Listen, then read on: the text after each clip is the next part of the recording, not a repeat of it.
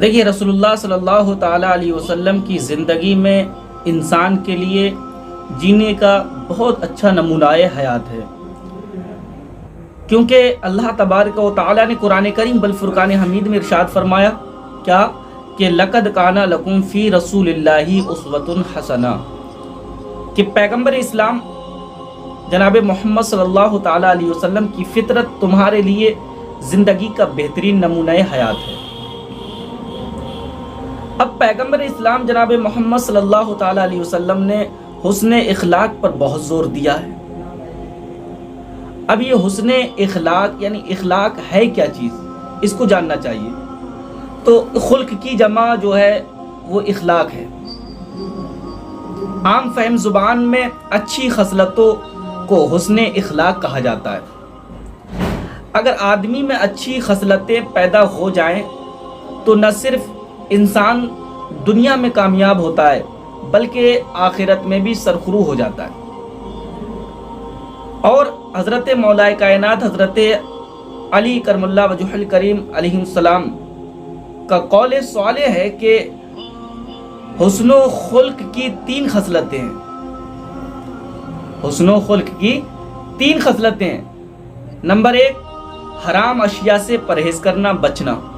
Number 2 حلال اشیاء کو طلب کرنا، اور نمبر 3 بال بچوں کے ساتھ ہر طرح کی مدد سے پیش آنا۔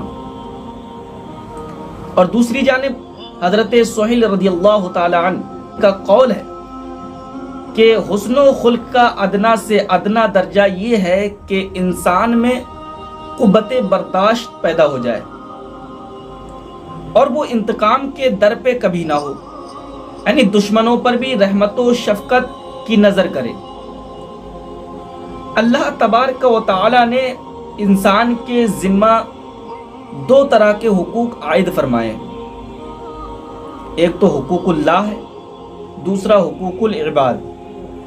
اب جو حقوق العباد ہے، حقوق العباد جو ہے انسان کے آپسی تعلقات اور ملاقات کا نام ہے۔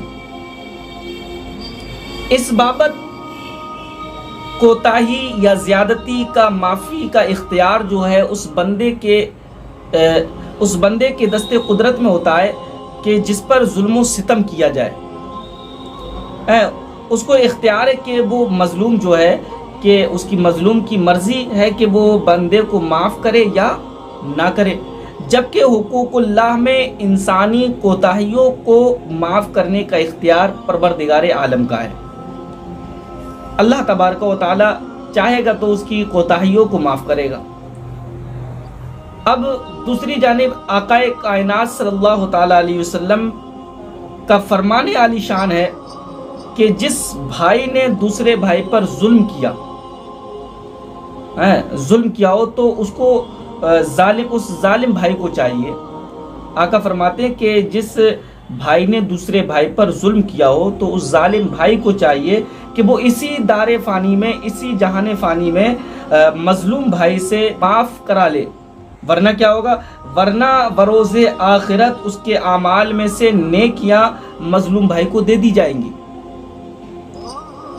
تو اس سے عیاں ہوتا ہے کہ اسلام میں حقوق العباد کو کتنی اہمیت حاصل ہے۔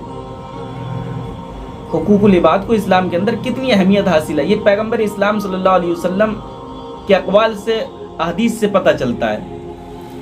اب پیغمبر اسلام صلی اللہ تعالیٰ علیہ وسلم کی زندگی پاک حسن و اخلاق کا سر چشمہ تھی، کیونکہ آپ کا اخلاق جو ہے وہ خدا کی رضا کا بہترین نمونہ تھا، اور آپ کا ہر عمل حسن اخلاق سے بھرپور تھا۔